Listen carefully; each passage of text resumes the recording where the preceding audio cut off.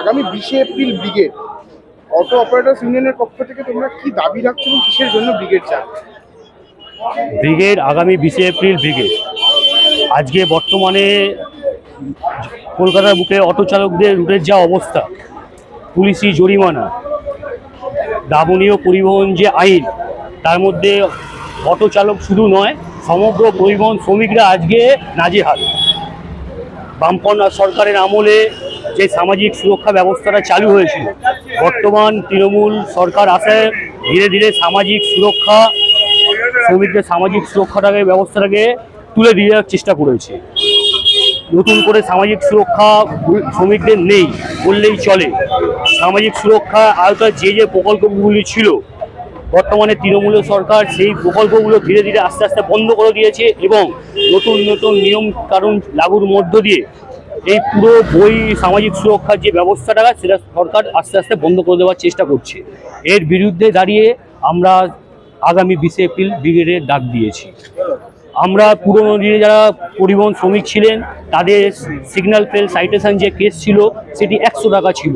তৃণমূল সরকারে এসে কেন্দ্রীয় সরকার মোটর ভেহিকলস অ্যামেন্ডমেন্ট অ্যাক্টের মাধ্যমে সেটা 1 লাখে বেড়ে সেটা 300 হলো এবং পরবর্তীকালে সেটা আবার কয়েক মাসের ব্যবধানে সেটা 500 টাকা হয়ে গেল।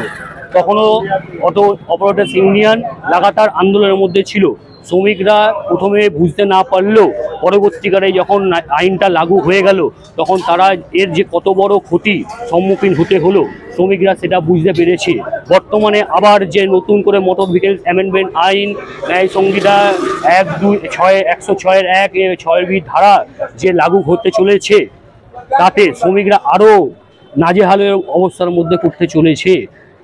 যেমনি দেখুন, ধরতে পারেন যে বর্তমানে যে সাইটেশনকে 500 টাকা আছে, সেটি 5000 টাকা করা হচ্ছে। শ্রমিকরা এখনও পর্যন্ত সেই যে জিনিসটা এখনও সম্পূর্ণ বুঝে উঠতে পারেনি। সুতরাং এই আইনটা যে লাগু হয়ে গেলে শ্রমিকরা যে কত বড় ক্ষতির মুখে হবে, এবং সারাদিনে একটা অটো চালক বলে নয়, যে কোনো পরিবহন শ্রমিকের ন্যূনতম যে একটা আয়, সেটা সামান্য পরিমাণে লকডাউনের পর থেকে সামান্য অনেকটাই কমে গেছে। এবং বর্তমানে যে সাইটেশন কেসের পরিমাণ এতটা বেড়ে গেলে তারা পরিবার সংসার চালাবে কি করে? আমরা এই সাইটেশন কেসে যে ন্যায় সংহিতার যে ধারা, তার বাতিলের দাবিতে আমরা 20 এপ্রিল ব্রিগেডের ডাক দিয়েছি। নতুন যে মোটর ভেহিকলস অ্যামেন্ডমেন্ট অ্যাক্ট, সেখানে যে কেন্দ্রীয় সরকার নিয়ম লাগু করে পাস করাবার চেষ্টা করেছিল, কিন্তু গত বছর পাস হওয়ার পরেও শ্রমিকদের লাগাতার পুরো ভারতবর্ষে আন্দোলনের পরে সেই নিয়মটাকে আপাতত স্থগিত করেছিল। সেই নিয়মের মধ্যে আছে, জেনে অজান্তে কোনো পরিবহন শ্রমিকের দ্বারা যদি অ্যাক্সিডেন্ট হয়ে যায়, সেইখানে সেই পরিবহন শ্রমিকের ড্রাইভারের সরাসরি 7 বছর জেল এবং 10 লক্ষ টাকা পর্যন্ত জরিমানা। এবার ভেবে দেখাই যেতে পারে যে এত টাকা জরিমানা বা এত শাস্তি যেটা আছে, সেই একটা যদি ড্রাইভারের হয়ে যায়, তার পরিবার সহ পুরো ভেসে যাবে। এই আইন বাতিলের দাবিতে আমরা 20 এপ্রিল ব্রিগেডের ডাক দিয়েছি। শুধু এই পরিবহন সংক্রান্ত বিষয় নয়, এছাড়া যে ওষুধের দাম দিনে দিনে বেড়ে চলেছে। প্রত্যেকটা পরিবারের মধ্যে এমন একজন আছেন, বয়স্ক হতে পারে বা কোনো পরিবহন শ্রমিকও হতে পারেন, তার প্রতিদিনের কোনো ওষুধের মেডিসিন আছে, কিন্তু দিনের পর দিন যেভাবে ওষুধের দাম, নিত্য প্রয়োজনীয় ওষুধের দাম, শুধু তাই নয়, এমনকি প্যারাসিটামল ওষুধের দাম পর্যন্ত বৃদ্ধি করা ডবলের বেশি হয়ে গেছে। আমরা চাইছি যে কেন্দ্রীয় সরকারকে দ্রুত তার সঙ্গে এই ওষুধের ওপর বর্ধিত দাম প্রত্যাহার করতে হবে। জিনিসপত্রের দাম যে হারে বেড়ে চলেছে, আপনারা দেখতে পাচ্ছেন।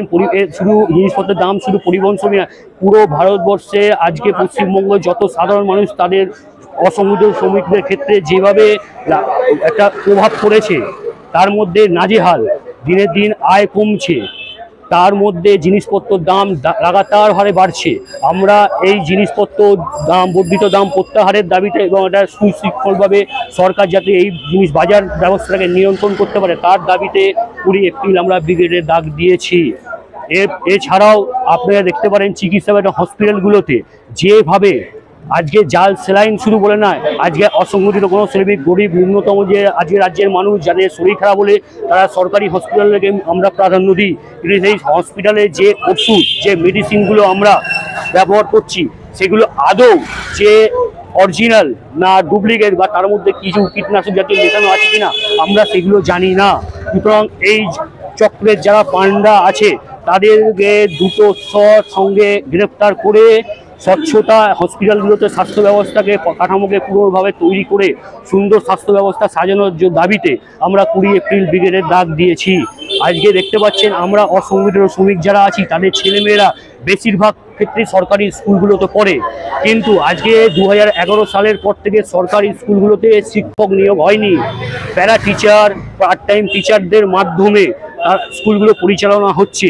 সুতরাং তারা যে কত উন্নততর শিক্ষক বা শিক্ষিকা আমাদের জানা নেই, এবং তারা আমাদের ছেলেমেয়েরা যারা স্কুলগুলোতে পড়াশোনা করছে তারা কতটা শিক্ষিত হতে পারবে সেটাও আমাদের জানা নেই। সুতরাং রাজ্য সরকার এর মধ্যে 26,000 শিক্ষক অলরেডি সুপ্রিম কোর্টের রায়ে চাকরি হারিয়েছেন। এছাড়াও বহু চাকরি প্রার্থী আছেন যারা এরকম একটা পদ্ধতির মধ্যে আটকে রয়েছে এই দুর্নীতির সঙ্গে। সুতরাং এই দুর্নীতির যারা মূল পান্ডা তাদেরকে গ্রেপ্তার করে এবং স্বচ্ছতার সঙ্গে যারা চাকরি প্রার্থী তাদেরকে দ্রুত নিয়োগ করে সরকারি স্কুলগুলোতে সুস্থভাবে চিকিৎসক নিয়োগের যে প্রক্রিয়া এই করার দাবিতে আমরা 20 এপ্রিল ব্রিগেড দেখেছি। আমরা সমস্ত অসংগঠিত শ্রমিক সংগঠন কর্মী যারা যুক্ত আছেন প্রত্যেককে বলছি, এটা নিজেদের রোজগার, নিজেদের সামাজিক দায়িত্বের জন্য আপনারা সকলে 20 এপ্রিল ব্রিগেডে সামিল হবেন এই আশা আমাদের আছে। এই ভিডিওটিকে লাইক করুন, আপনার গুরুত্বপূর্ণ মতামত কমেন্টের মাধ্যমে আমাদের জানান, এবং আমাদের চ্যানেলের ভিডিও সবার আগে দেখার জন্য ইউটিউবে গণশক্তিকে সাবস্ক্রাইব করুন, ফেসবুকে ফলো করুন এবং শেয়ার করুন আপনার পরিচিতদের মধ্যে। আমাদের চ্যানেলে আপলোড হওয়া ভিডিও নোটিফিকেশন পেতে বেল আইকনটি ক্লিক করতে ভুলবেন না।